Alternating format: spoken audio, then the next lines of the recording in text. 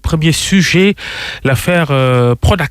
Oui, et Mame Mbaye Niang qui reste finalement dans le gouvernement et Green 2000 qui se lave à grande eau, l'affaire Prodac toujours au centre de l'actualité.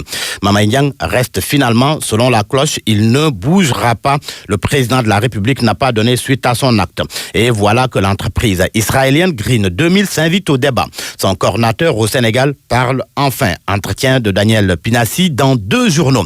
Dans l'Observateur, le patron de Green 2000 au Sénégal soutient que l'enquête de l'IGF sur le Prodac est orientée et le contrat prévoit qu'il soit payé d'avance.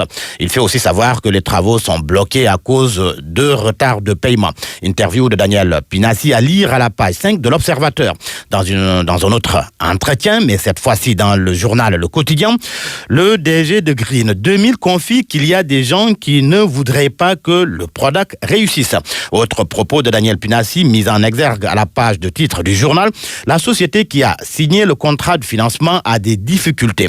La semaine dernière, le gouvernement a débloqué 4 milliards, même si nous n'avons reçu que 1,5 milliard de francs CFA. Le quotidien Enquête fait sans doute référence à cette somme en soulignant qu'en pleine tempête, l'entreprise reçoit dans son compte en Israël plus d'1 milliard CFA. Enquête pour qui Green 2000 déballe informe que dans un document détaillé, l'entreprise israélienne bat en brèche les accusations portées contre elle par l'inspection générale des finances.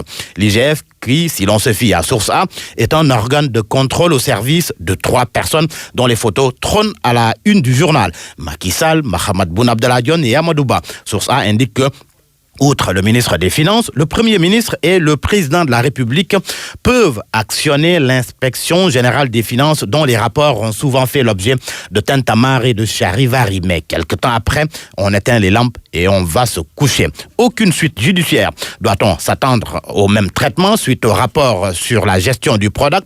En tous les cas, le Forum civil demande l'ouverture d'une information judiciaire. L'AS apprend que Birahim Seck souhaite que la lumière soit faite désormais sur ce qu'il est désormais convenu d'appeler l'affaire Prodac. Et pour cela, il faut selon lui interroger les promoteurs de Locafrique et les coordinateurs du Prodac, les autorités de la RMP et celles du ministère des Finances.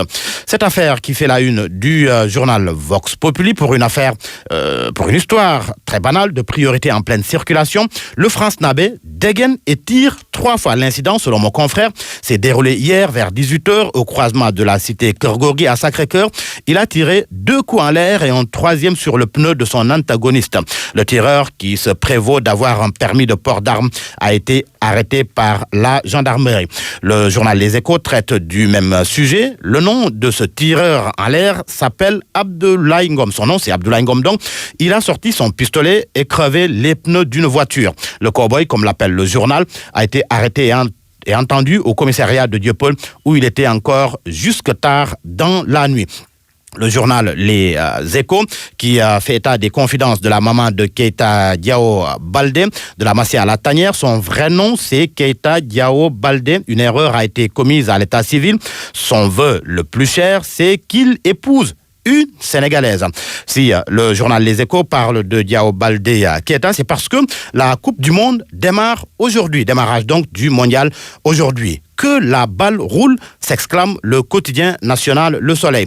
Les Lions doivent entrer en lice le 19 de ce mois et Youssou N'Dour a commencé à chanter pour les Lions de la Teranga, une chanson dédiée donc à la bande à Sadio Mané. Youssou N'Dour lance Radiar selon le quotidien Record. Le clip va sortir également le vendredi. Le président Sall avait demandé cette chanson.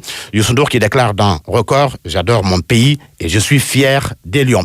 Le quotidien Stade, lui, s'intéresse plutôt au premier choc de vendredi, Espagne-Portugal. Et pour ce qui est du match Pologne-Sénégal, le journal Stade évoque déjà un 11 idéal.